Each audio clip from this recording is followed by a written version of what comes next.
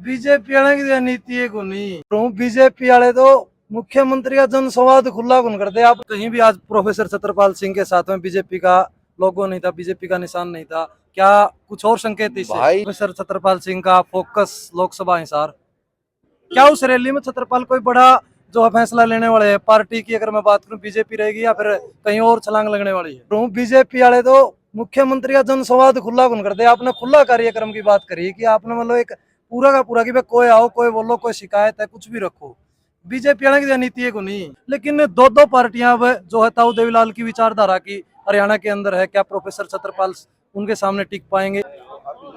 दोस्तों नमस्कार भाई, फिलहाल जो है पंचग्रामी तक पंचगामा हो गया है और उस धरती के ऊपर खड़ा हूँ। एक बहुत बड़ा चेहरा मेरे को देखने लग रहा है जिसने बहुत बड़ी शख्सियत थी, जिसको है गिराए चालीसा, जिसका नाम आप सुनते रहे हो, उस हल्के तय रहने का काम कराया था।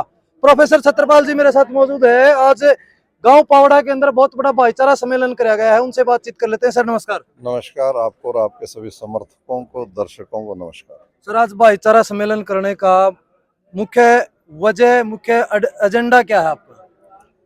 देखो, ये भाईचारा सम्मेलन ही यहाँ के जो हमारे नौजवान थे, सरपंच पंचायतें थी, इन सब का मन ये था कि भाईचारा सम्मेलन होना चाहिए। तो जब इनका मन हो तो मैं पीछे कैसे हट सकता हूँ। तो इसीलिए सम्मेलन रखा गया और इसके अंदर जैसा आपने यहाँ जो प्रस्ताव पास हुए वो देखे, इन्हीं मुद्दों को लेकर के सम्मेलन था और लोगों ने बड़े खुले, सबको छूट थी, सबको आमंत्रित किया गया कि जिसको जो विचार रखना मर्जी से रखे।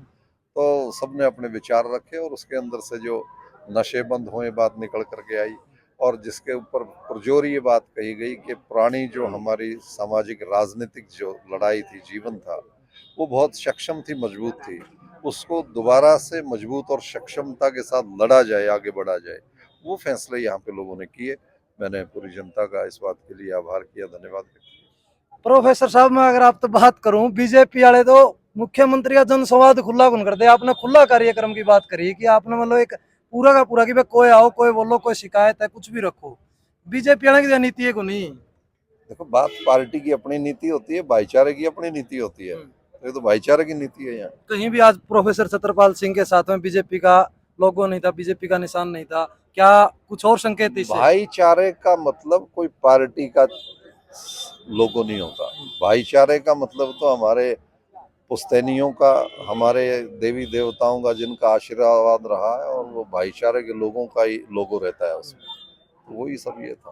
किराया हल्के की अगर बात करूं, एक समय था जब प्रोफेसर छत्रपाल सिंह का नाम था कि मतलब कोई भी काम होता था एक आम आदमी, आम व्यक्ति आप तक पहुंचता था। लेकिन आज के एमपी की बात करी जाए, आज के विधायक की बात करी जाओ, हर कोई धरने में बैठे है।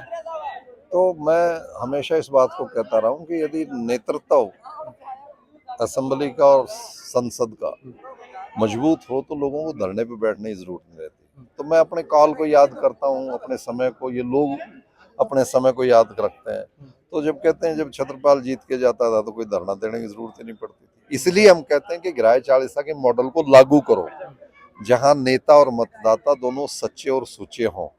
तो इसलिए यहाँ से लोगों को सीख लेनी चाहिए, यहाँ से शिक्षा लेनी चाहिए और इस किस्म के फैसले पूरे हरियाणा और देश के अंदर लागू होने चाहिए। तभी जाकर के शहीदों का सम्मान होगा, जिन्होंने अपनी आप की शहादतें दी थी वोट का अधिकार दिलाने के लिए, पार्लियामेंट्री डेमोक्रेसी के लिए। वही बात है, वही मुद्दा है, वही विचार है जिसके ऊपर ये सम्मेलन, चर्चाएं और बातें आगे बढ़ रही हैं। अगर आपकी बात करूं, एक समय था आपने बहुत बड़ा चेहरा ताऊ देवीलाल की, जिसको उपाधि ताऊ की उपाधि जिसको मिली, उनको हराने का काम करा। लेकिन दो दो पार्टियां अब जो है ताऊ देवीलाल की विचारधारा की हरियाणा के अंदर है, क्या प्रोफेसर छत्रपाल उनके सामने टिक पाएंगे? इस तरह के सवाल लोगों के, क्योंकि जहां से प्रोफेसर छत्रपाल आते हैं वो दो पार्टियां प्रोफेसर छत्रपाल के खिलाफ होती है। ये जो विचार है ना, ये किसी भी पॉलिटिकल पार्टी के विचार से बड़ा है और ये विचार गिराए चालीसा के अंदर समाहित है।